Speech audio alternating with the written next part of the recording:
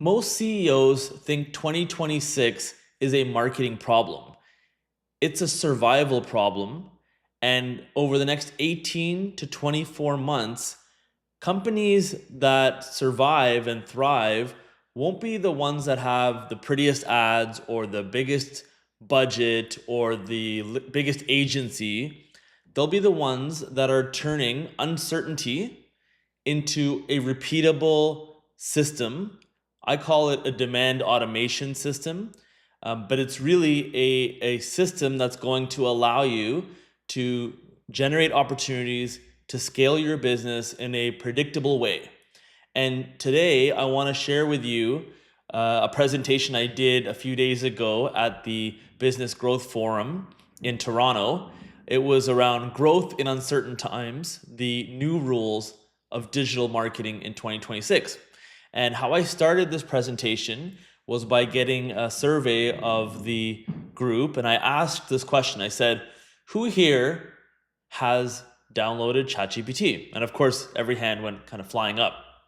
I said, who has used ChatGPT or an LLM like Claude or Perplexity or Gemini in the last 24 hours? And a few less hands went up, but still a lot of hands went up. And I said, who's using Google less than they're using ChatGPT or their LLM? And less hands went up, but there was still a noticeable amount of people who are now using their LLM, ChatGPT, Gemini, Claude, to search rather than Google. And one person kind of raised their hand and said, I'm almost there. I'm almost there. And I think if you're not already there, a lot of people are. A lot of people are turning to AI and LLMs in order to do search. Now, AI is not just LLMs, it's automation, it's processing, it's agentic AI where agents are working within our businesses to do processes and to execute on tasks. Today, I'm going to share about growth in uncertain times, the new rules of digital marketing in 2026. Of course, the erosion of search is a big one. The other is around AI slop. So the other question that I asked, I polled the group and I said, who here has, and be honest, who here has defaulted to ChatGPT or their LLM and copied and pasted something from there onto LinkedIn or Facebook or a different platform? And a few brave souls raised their hand, and we kind of chuckled and talked about the fact that AI slop is pervasive and it's actually ruining the credibility of sometimes otherwise smart people. And of course, this was it's a contentious issue because a lot of people are doing it, and some people think it's fine. Everyone's getting used to the language of LLMs, and others think it's slop, right? And they think that we're losing the humanity in our voice when we're talking, and it's ruining these systems. So I kind of went to I'm going to go to the next slide here. But if you buckle in, I'll walk you through this presentation, and you'll get a sense of kind of what I shared with the group, and hopefully you can learn a thing or two yourself here. Okay. So the question I said, are you tired of AI slop? Who's tired of AI slop? Are you tired of AI slop? And when I say slop, it's exactly what I said. It's content that is copied and pasted and put into blog posts or social media posts, or even sometimes YouTube channel posts, where people are reading scripts off of Claude or ChatGPT. Are you tired of it? Or do you not notice it? Does it matter to you? If it doesn't, or if it does, maybe comment below and let me know what you think. But to me personally, I think that there's an erosion of social media platforms as a result of the slop.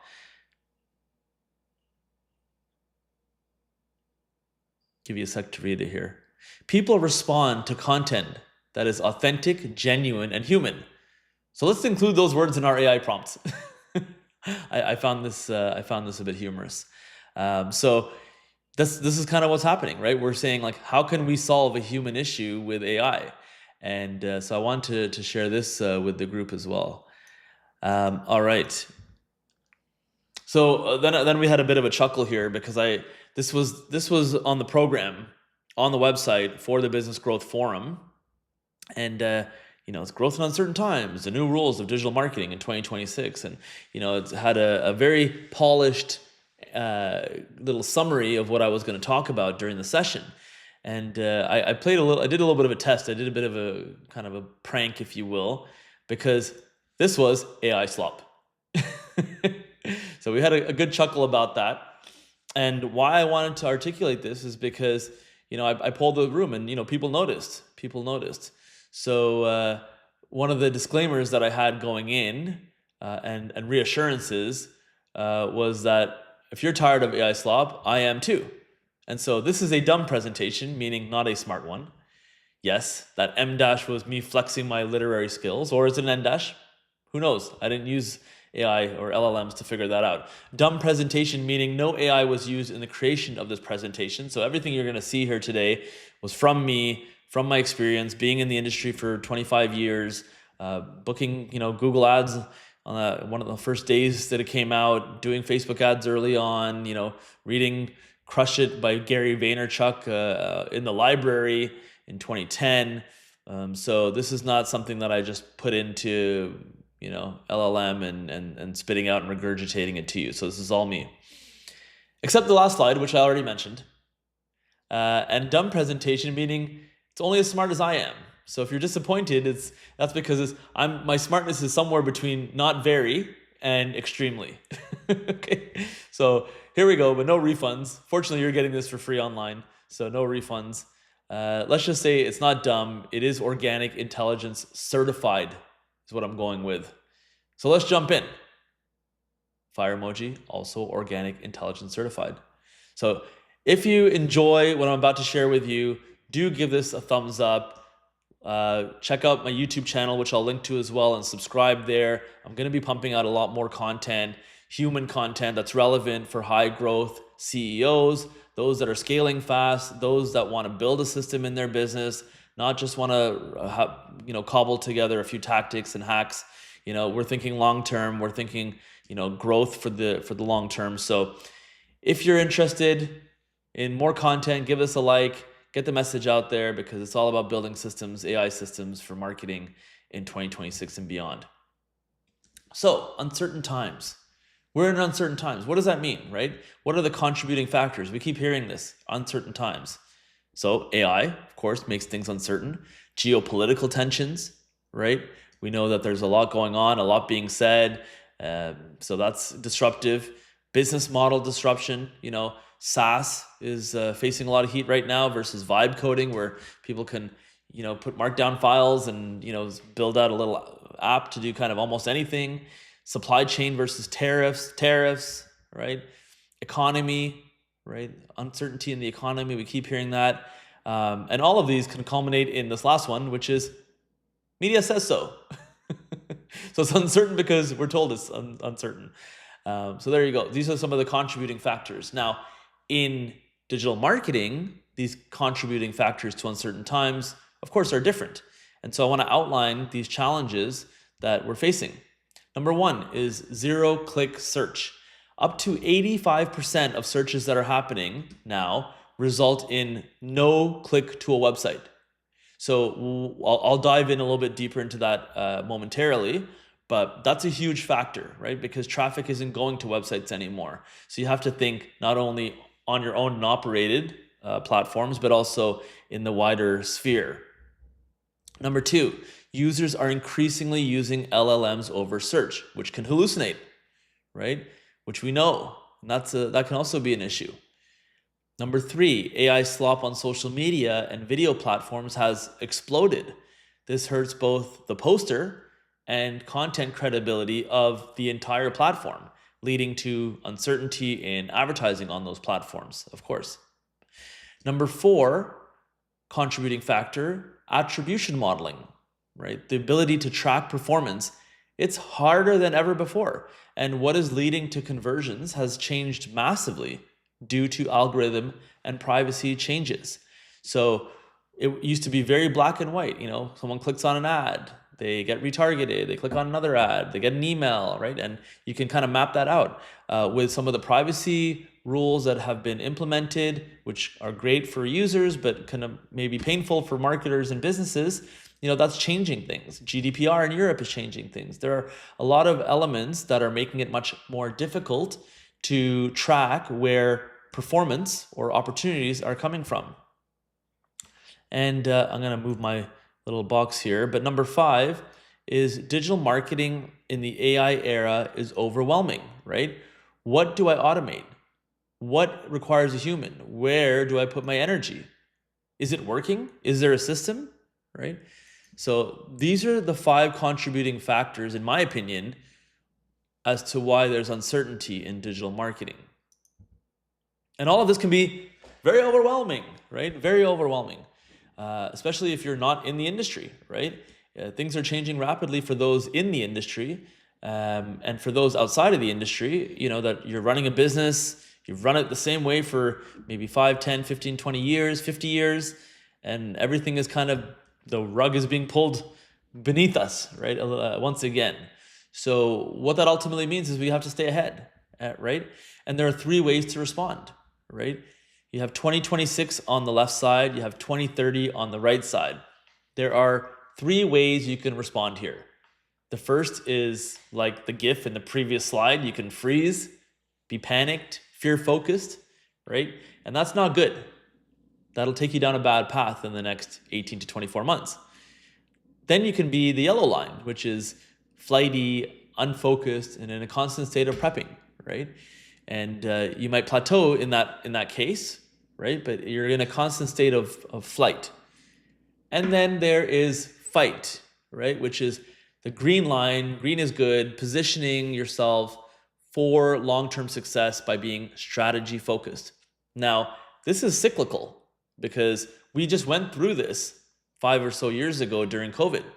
And this was a slide that I used with our team at CD.io many times to kind of articulate what we're going through. And we came with a COVID response plan. So I would encourage you to come up with an AI marketing response plan so that you can be prepared for being strategy focused and position yourself for success and build systems like, we're building for our clients demand automation systems that are going to be future-proofed and that are going to evolve and pivot with you as times continue to change in this rapidly evolving environment. You must fight and be strategy focused. So, the new rules of digital marketing in 2026, what are they? What are they? So, what I've done here is I've taken the 5 challenges that are uncertain in the digital marketing world, and come up with some very bullet point solutions that if you want, I'm happy to offline dive deeper with you. But for the purposes of this, I'm going to keep it somewhat short and try and keep it simple because it is overwhelming and it can be complicated. So my goal here, if you're a high growth CEO or a marketing executive in a fast growing company, I'm going to keep this as simple as possible. And I'm happy to answer any questions offline that you may have, okay? Challenge 1, 0-click search. Up to 85% of searches result in no click to a website. So the rule number 1 here I have is understand how Google search is changing and what placements exist. The goal is not to just be ranked first, it is to be included in the system altogether, in as many placements as possible, and then to optimize for each method. Because when a search happens now, the cadence of what shows up first is not always obvious. Before, it used to be sponsored ads, map, organic, right?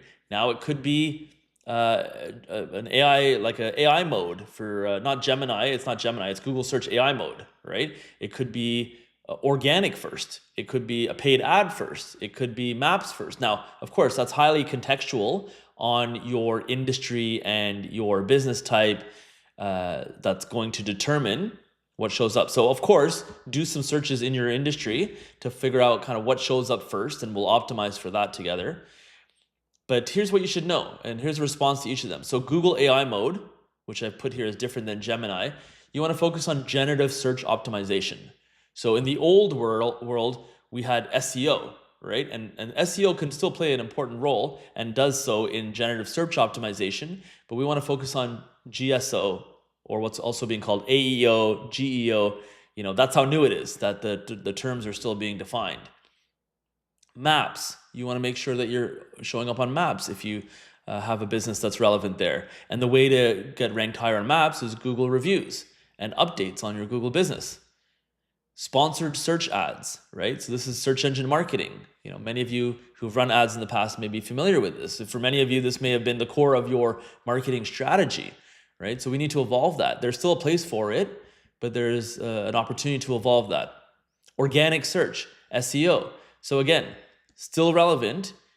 Things that you can do on your website for both GSO and SEO include, long form content, short form content, backlinks from larger websites to your website. FAQs play a role there. Technical SEO and GSO. So there are a lot of elements here that you can focus on to get ranked. And then we have that Q&A section. So sometimes you see this too, which is the people also ask, right? And for that, you want strong, structured FAQ on your website, okay?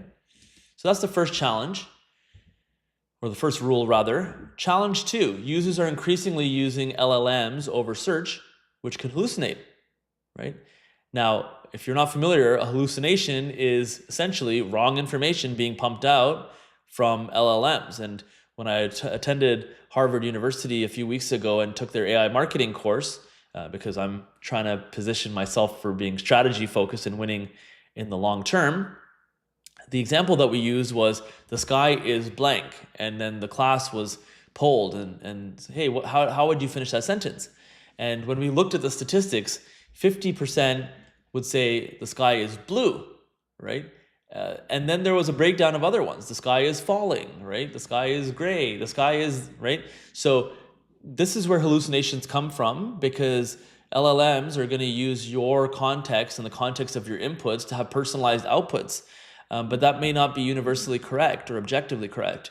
So this is where issues can go wrong. And it's happened to me too. I've been in situations where I've relied heavily on ChatGPT or Gemini or Claude to almost make incorrect decisions, and had to kind of catch myself. So you want to be careful of this, but the challenge is that for marketers is that searches increasingly are going down versus engagements with LLMs. So what is the rule here? Diversify your search presence to include an LLM strategy that ensures you get found on ChatGPT, Claude, etc. So what you want to do is run some tests and try to find your business on different LLM platforms, right? Get into the mindset of your customer, right? Think about customer psychology, and the way to do that is to reverse engineer and understand your customer's journey, to know what they may be prompting on LLMs, what phrases and queries they may use. And this might require your team kind of whiteboarding, figuring out, testing it together, getting in the mindset of your ideal client profile, look at your customer list, ask customers, hey, what are the things that you may search if you were looking for my product or service, and try and replicate that. And then finally, you must learn about and invest in generative search optimization, right? To remain relevant and to grow online, right? This is not a marketing issue. I mean, it is, but it transcends business. It transcends business, and business owners need to understand this, especially high growth operators, right? If you're watching this and you're a high growth CEO or operator, you need to be understanding kind of the impact of this on your business and making sure you don't get left behind, right? So diversify your search presence if you're all in on Google search right now. Challenge 3 I mentioned was AI slop on social media, and that leading to uncertainty on advertising platforms, because who wants to advertise their good brand amongst a lot of AI slop, right? So rule 3 here is don't engage with or post AI slop. Now I know that's hard, but it's a short-term gain for long-term pain, right? Did it take me more time to put this presentation together than if I were to, do a bunch of prompts and then copy and paste it over? Yeah, it took me a lot longer, but I'm hoping that you're getting a lot more value out of it because you know that it's sincere and that it's coming from me. And yeah, is my knowledge base now influenced by some of AI and on the outputs on there? Absolutely. Are we running, different platforms together and automations? Absolutely. But at the end of the day, this is my view and my opinion and that human side of it. And people, it may look good, but people want to hear your voice, right? Your voice and your opinion. So if you're posting on LinkedIn or different social medias, what you've kind of copied and pasted from ChatGPT, you can instantly lose credibility. And here's the biggest part of the problem. No one's going to tell you, right? I'm telling you now, right? But no one will tell you otherwise, right? So don't become dependent on it, because once you do, it's hard to turn back and you become part of the noise.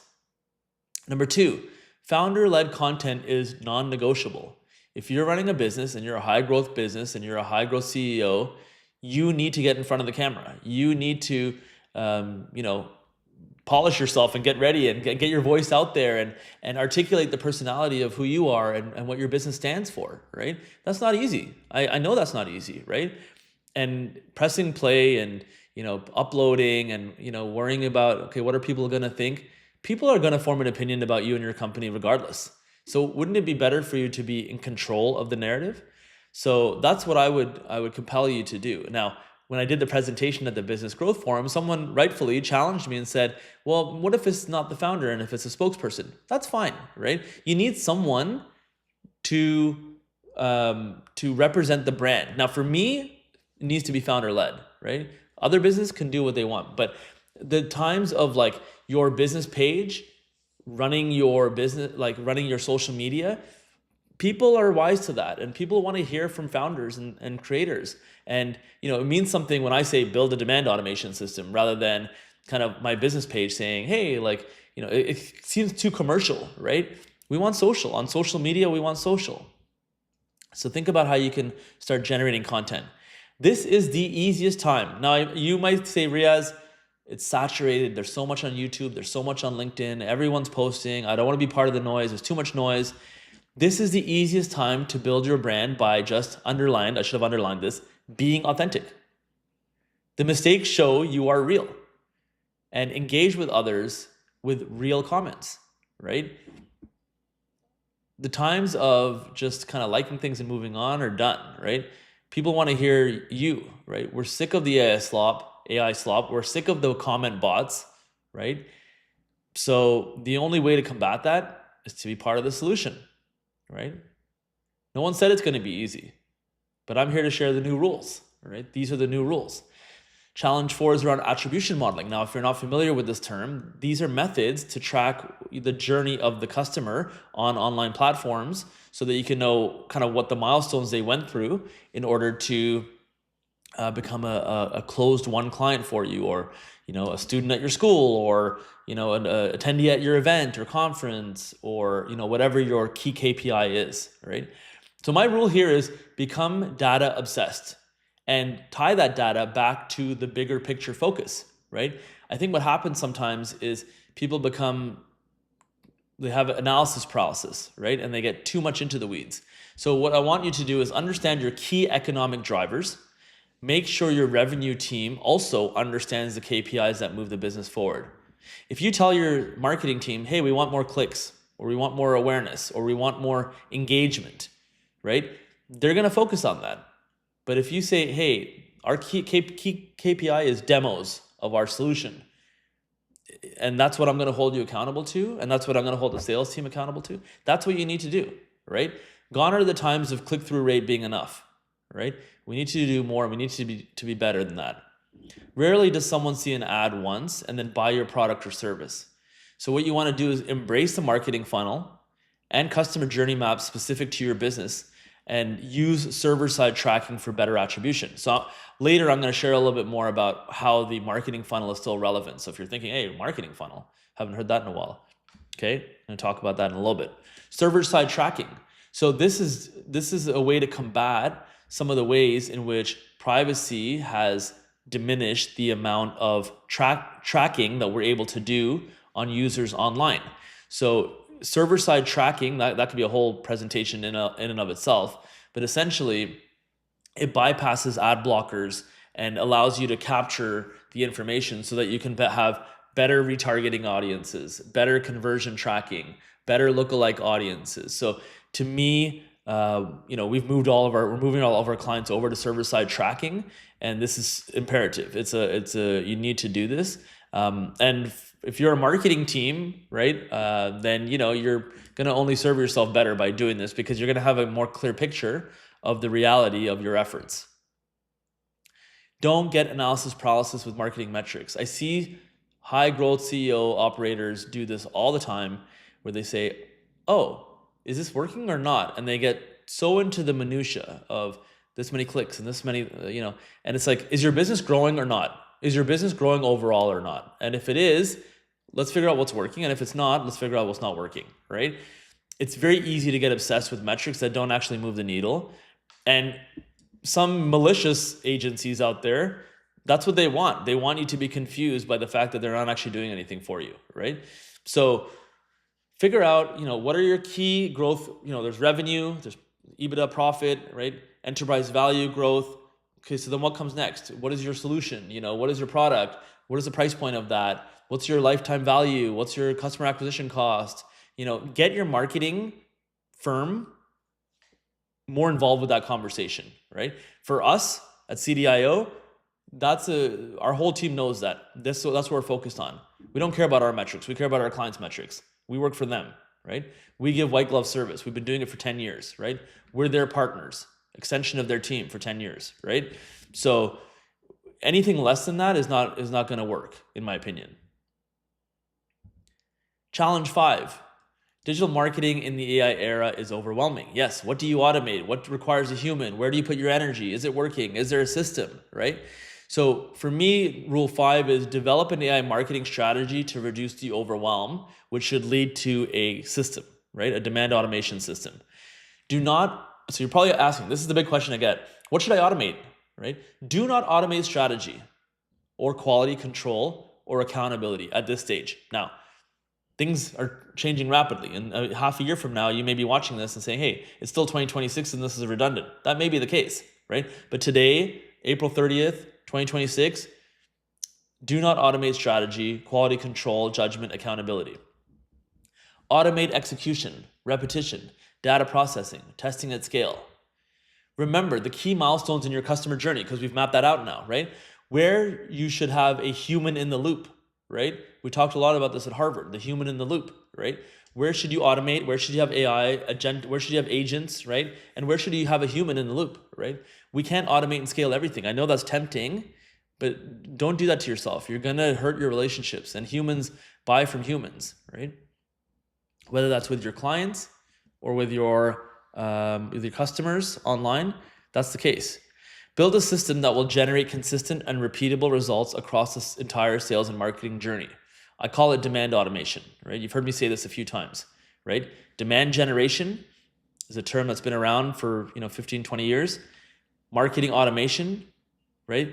This is combining these two things together, right? Long gone are the times of, let's just run some SEO and some ads, right? That's gone, that's dead. You need to automate demand. Bonus rules. I kind of joked about this during the presentation in person.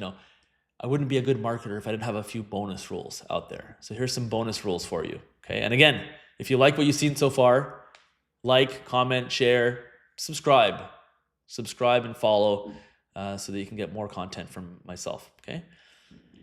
Does funnel marketing still work in 2026? Yes, because here's the thing that they don't talk about.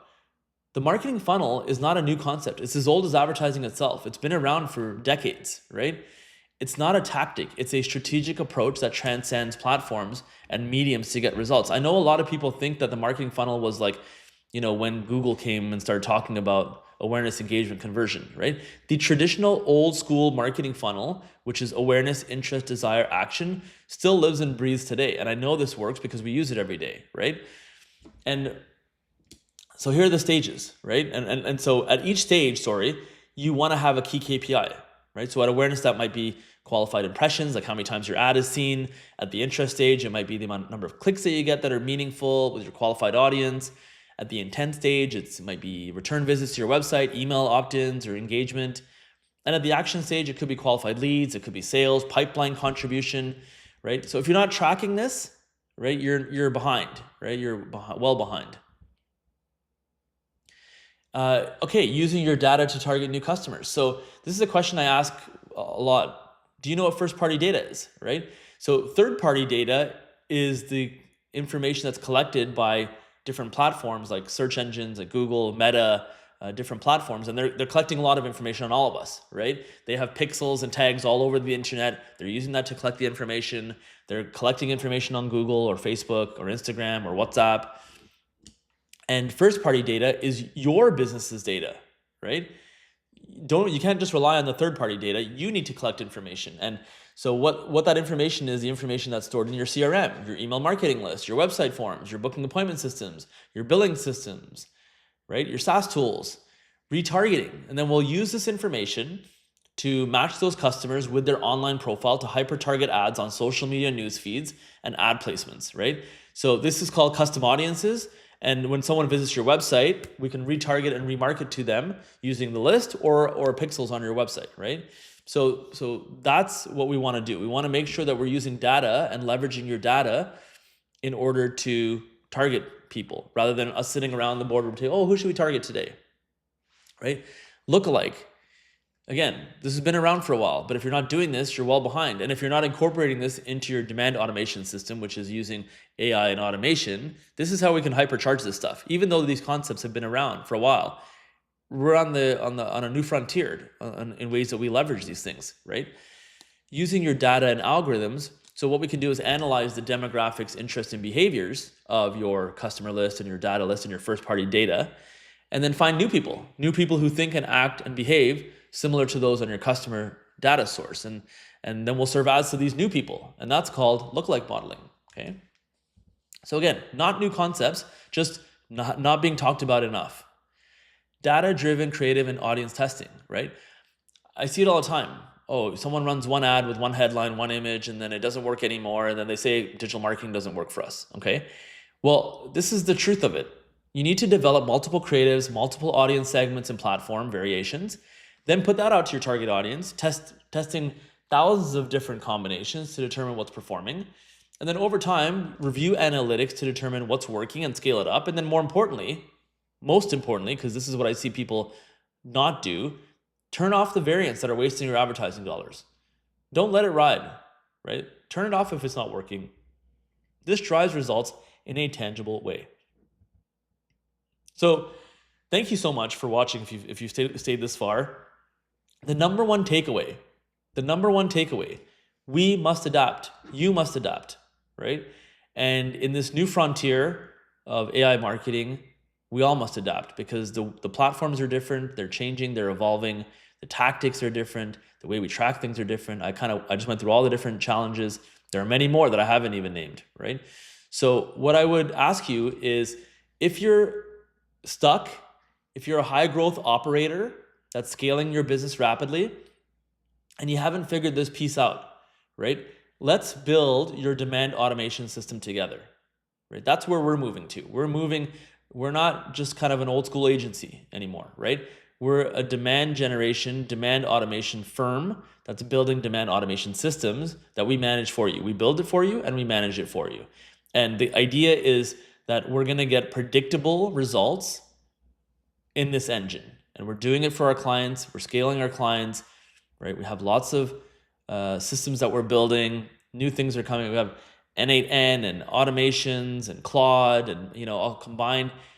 It is overwhelming if it's just one part of your business. And when it's your entire business, it's exciting. To me, it's exciting, right? So I think if you're not excited about this, get excited about it. I want to be your Sherpa, right? I want to help you get up that mountain because this is a problem for a lot of people right now. And if this is a problem for you, scan the QR code, right? Pull out your phone right now, scan the QR code. It'll take you to our website. I have some more videos there, some more information there. And, we're looking for 1 or 2 clients because we're building these intense systems right now. And so we have the bandwidth and capacity to take on a couple clients right now. So if you're looking at ways that you can build your demand automation system, let's have a chat. And I can understand more about your business. We can see if you're a good fit or not. And again, it's very limited in terms of our bandwidth. So we're only taking on a select few clients. And perhaps that could be your business. And I'd love to partner with you. I would love to learn about your business. Our team is growing, we're scaling, and we have lots of great reviews, so you can check that out online. And yeah, we're pivoting and we're just excited. We're excited for what this new AI marketing era has in store for us. So scan the QR code, get in touch with me. The form that you fill out on the website goes directly to me. And so I'm happy to have a chat and we can go from there. Okay, thanks so much for watching the new rules of 2026. Like this, comment below, let me know. Did this resonate with you or are you overwhelmed? Because if you are, then maybe I can help. Have a great day.